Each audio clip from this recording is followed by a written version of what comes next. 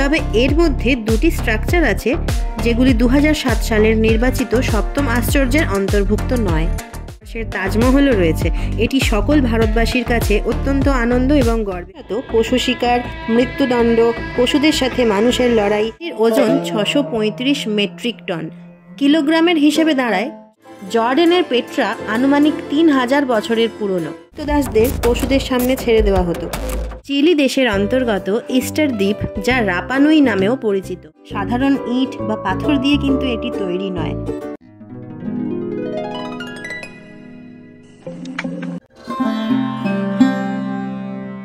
Hello guys, কেমন আছো তোমরা সবাই?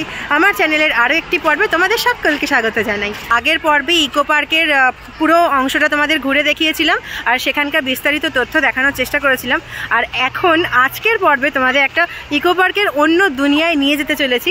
ইকো পার্কের 7 ওয়ান্ডার্স। সকালবেলা দেখলে তো ভালো লাগে, কিন্তু সকালে যতটা না ভালো লাগে, রাতের আলোতে দেখতে আরও বেশি ভালো লাগে। সেই জন্যই তোমাদেরকে আমি রাতের আলোতে কীরকম দেখতে লাগে 7 ওয়ান্ডার্স সেটা দেখাবো। পৃথিবীর সপ্তম আশ্চর্য সম্পর্কে তো তোমরা সবাই জানো কম বেশি, আর সেই সপ্তম আশ্চর্যগুলোই খুব সুন্দরভাবে এই ইকো পার্কের মধ্যে ফুটিয়ে তোলা হয়েছে। এখানে যারা এসেছো তারা তো জানবেই, আর যারা আসোনি তাদের জন্য আজকের ভিডিওটা ডিটেলে সব কিছু থাকছে। খুব ইন্টারেস্টিং হতে চলেছে, তো একটু স্কিপ না করে পুরো ভিডিওটা দেখতে থাকো আমার সঙ্গে। 7 ওয়ান্ডার্সে ঢোকার জন্য 30 টাকা করে মাথা পিছু পড়বে। আমরা দুজন ঢুকছি, সেজন্য 60 টাকা পড়েছে। মানুষ প্রাচীনকাল থেকেই পৃথিবীর সবথেকে অসাধারণ জিনিসের তালিকা তৈরি করে আসছে। বিশ্বের 7টি আশ্চর্য বা 7 ওয়ান্ডার্স হলো এমন 7টি কাঠামো যা বিস্ময়ের অনুভূতি জাগায়। লিসবন, পর্তুগালে 2007 সালে 7টি আশ্চর্যের সম্পূর্ণ তালিকা ঘোষণা করা হয়েছিল। ইকো পার্কের অতি সূক্ষ্মভাবে তৈরি 7টি আশ্চর্য তোমাদের দেখাবো তো বটেই, সেই সাথেই বৈশিষ্ট্যগুলো তুলে ধরবো। সপ্তম আশ্চর্যের মধ্যে আমাদের ভারতবর্ষের তাজমহলও রয়েছে। এটি সকল ভারতবাসীর কাছে অত্যন্ত আনন্দ এবং গর্বের বিষয়। তবে এর মধ্যে দুটি স্ট্রাকচার আছে যেগুলি 2007 সালের নির্বাচিত সপ্তম আশ্চর্যের অন্তর্ভুক্ত নয়। এখানে 3টি পিরামিড রয়েছে, তার মধ্যে একটি পিরামিডের মধ্যে ঢোকা যায়। আর এখানে মিশরীয় সভ্যতার নিদর্শন খুব সুন্দরভাবে ফুটিয়ে তোলা হয়েছে। মিশরীয় এই চিত্রলিপির একটি বিশেষ নাম রয়েছে, যার অর্থ হলো পবিত্র লেখা। নামটি জানা থাকলে অবশ্যই কমেন্ট করে জানিও। আর সেই সাথে একটি মমিও রয়েছে। পিরামিডে মমি থাকতো একথা আমরা সকলেই জানি। গিজার পিরামিড মিশরের চতুর্থ রাজবংশের দ্বিতীয় রাজা খুফু দ্বারা নির্মিত। এটি যীশুখ্রিস্টের জন্মের 2500 বছর আগে তৈরির কাজ শুরু হয়েছিল এবং তৈরি করতে 107 বছর লেগেছিল। বিশ্বের মধ্যে সবথেকে পুরনো আশ্চর্যের মধ্যে এটির নাম উল্লেখযোগ্য। গিজার স্ফিংস এবং পিরামিড মানুষের তৈরি বিশ্বের প্রাচীনতম আশ্চর্য। তবে 2007 সালের জনগণ দ্বারা নির্বাচিত বিশ্বের সপ্তম আশ্চর্যগুলির মধ্যে গিজার পিরামিডের নাম কিন্তু নেই। জর্ডানের পেট্রা পাথর কেটে বানানো একটি শহর এবং শিলাকাটা স্থাপত্যের জন্যই এটি বিখ্যাত। এটি একটি গুরুত্বপূর্ণ প্রত্নতাত্ত্বিক স্থান এবং জর্ডানের বৃহত্তম পর্যটক আকর্ষণ। পেট্রাকে রোজ সিটি হিসেবে উল্লেখ করা হয় কারণ এর বিল্ডিংয়ের ব্যবহৃত পাথরের রং হলো লাল। 1985 সালে ইউনেস্কো ওয়ার্ল্ড হেরিটেজ সাইট হিসেবে পেট্রাকে অন্তর্ভুক্ত করা হয়।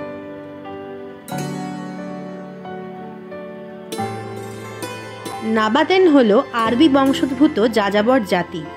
এরা মূলত নেগেভ মরুভূমি থেকে এসেছিল, যা বর্তমানের ইসরায়েল। এরা পেট্রাকে একটি রাজধানী শহর এবং বাণিজ্যের কেন্দ্র হিসেবে গড়ে তুলেছিল। নিজেদের একটি শক্তিশালী রাজ্য হিসেবে প্রতিষ্ঠা করেছিল পেট্রাকে। জর্ডানের পেট্রা আনুমানিক 3000 বছরের পুরনো। এই শহরটি 264 বর্গ কিলোমিটার 102 বর্গ মাইল এলাকা জুড়ে বিস্তৃত। কলকাতা শহর 104 বর্গ কিলোমিটার এবং 40 বর্গ মাইল এলাকা জুড়ে। তাহলে হিসাব মতো দাঁড়ায় কলকাতা শহরের 2.5 গুণ বড় হলো এই পেট্রা শহর।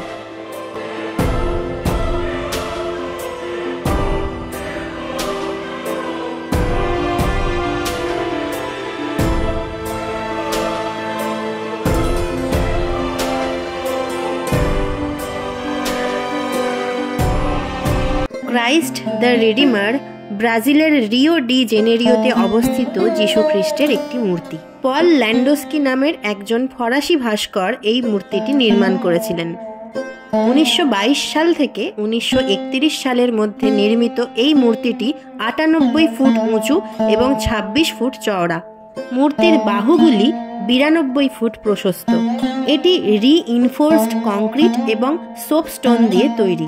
মূর্তিটির ওজন 635 মেট্রিক টন, কিলোগ্রামের হিসেবে দাঁড়ায় 6,35,000 কেজি। সেভেন ওয়ান্ডার্স যে তৈরি করা হয়েছে না, লাইটিং ছাড়া এটা অনেকটাই অসম্পূর্ণ। তাই জন্য আমি বলবো তোমরা যখন সেভেন ওয়ান্ডার্স দেখতে আসবে চেষ্টা করবে লাইটিংয়ের মধ্যে দেখার। সন্ধ্যাবেলার পরে 7টা পর্যন্ত শীতকালে এটা খোলা থাকে, গরমকালে আরও একটু বেশি খোলা থাকে। তাজমহল হলো ভারতবর্ষের উত্তরপ্রদেশের আগ্রা জেলায় অবস্থিত একটি সাদা মার্বেলের স্থাপত্য। এটি যমুনা নদীর ডান তীরে অবস্থিত। 1631 সালে পঞ্চম মুঘল সম্রাট শাহজাহান তার স্ত্রী মমতাজ বেগমের সমাধির উপর স্মৃতিসৌধ তৈরির কাজ শুরু করেছিলেন। তাজমহল তৈরি করতে প্রায় 22 বছর সময় লেগেছিল এবং আনুমানিক 22,000 শ্রমিক কাজ করেছিলেন। 1648 সালে নির্মাণ কাজ শেষ হয়েছিল, তবে অন্যান্য অংশগুলি তৈরি করতে আরও 5 বছর সময় লেগেছিল। 1643 সালের 6 ফেব্রুয়ারি মমতাজ বেগমের 12তম মৃত্যুবার্ষিকীতে তাজমহলেই প্রথম সমাধি অনুষ্ঠান করেছিলেন শাহজাহান। কাজ সম্পূর্ণ হওয়ার পরে 1653 সালে তাজমহলের আনুষ্ঠানিকভাবে উদ্বোধন হয়েছিল। এর প্রধান স্থপতি ছিলেন ওস্তাদ আহমেদ লাহোরি। মোট 42 একর জায়গা জুড়ে বিস্তৃত এবং উচ্চতা 240 ফুট। তাজমহল তৈরিতে খরচ হয়েছিল আনুমানিক 665 কোটি টাকা।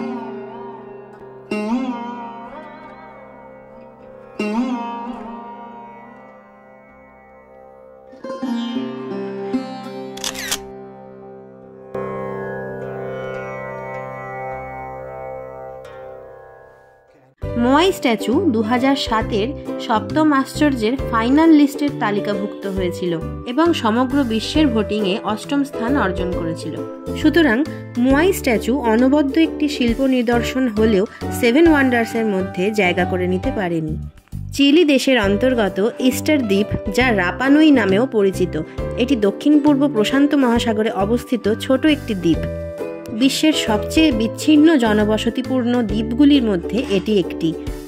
এই দ্বীপের আইকনিক বড় মূর্তিগুলি রাপানুই জনগণের দ্বারা তৈরি করা হয়েছিল 13 শতকের কাছাকাছি সময়।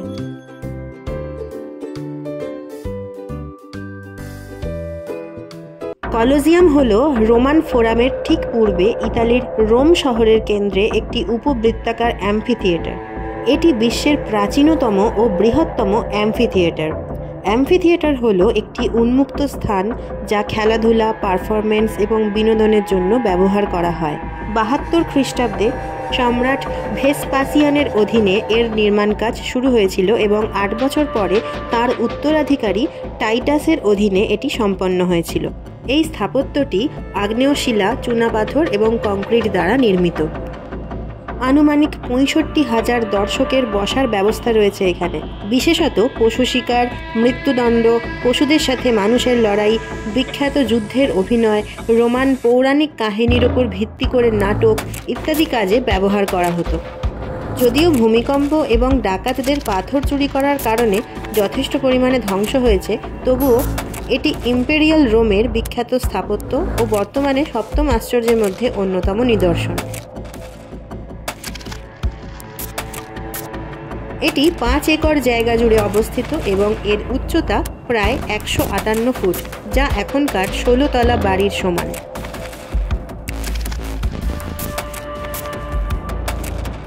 উল্লেখযোগ্য বিষয় হলো এই কলোজিয়ামে কৃতদাসদের পশুদের সামনে ছেড়ে দেওয়া হতো। 5 লক্ষ মানুষ এবং 10 লক্ষ পশু এখানে মারা গিয়েছিল। কলোজিয়ামের গোপন এলাকা হলো হাইপোজিয়াম। এটি কলোজিয়ামের নিচে অবস্থিত ভূগর্ভস্থ এলাকা।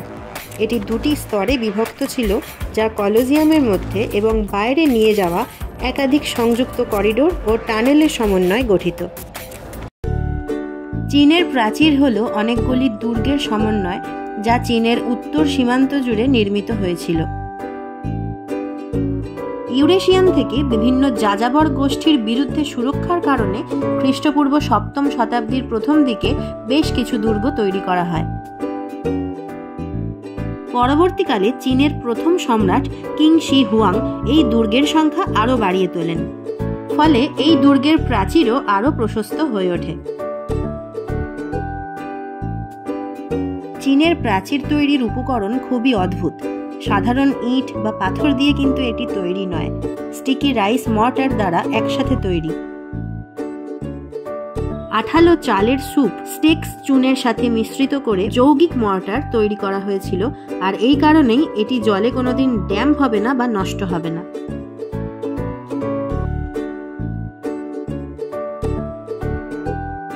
প্রতিরক্ষা ছাড়াও গ্রেট ওয়ালের অন্যান্য উদ্দেশ্যগুলি হল সীমান্ত নিয়ন্ত্রণ, পরিবহন পণ্যের ওপর শুল্ক আরোপের অনুমতি, বাণিজ্য নিয়ন্ত্রণ, ওয়াচ টাওয়ার হিসেবে ব্যবহার করা ইত্যাদি।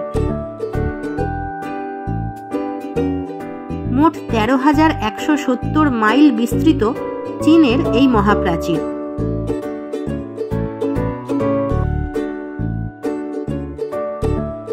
এই প্রাচীরটি তৈরি হতে 2000 বছরেরও বেশি সময় লেগেছে।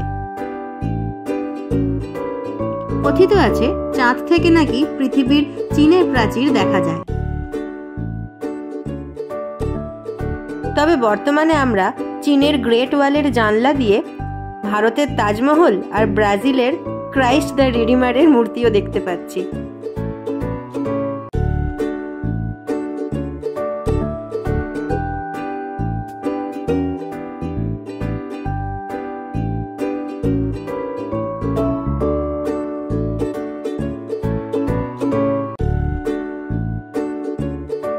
ইকো পার্কের চিড়িয়াখানা অর্থাৎ হরিণালয়ের ভিডিও আমার চ্যানেলে রয়েছে, তোমরা অবশ্যই দেখে নিতে পারো। আর সেই সঙ্গে আগের পর্বের ইকো পার্কের যে ভিডিওটা রয়েছে সেটাও অবশ্যই চেক আউট করে নিও। ইকো পার্কের 7 ওয়ান্ডার সহ সমস্ত বিস্তারিত তথ্য তোমাদেরকে জানালাম আজকের ভিডিওতে। আশা করছি তোমাদের অনেক ভালো লেগেছে আর তোমাদের প্রয়োজনও লাগবে এই তথ্যগুলো।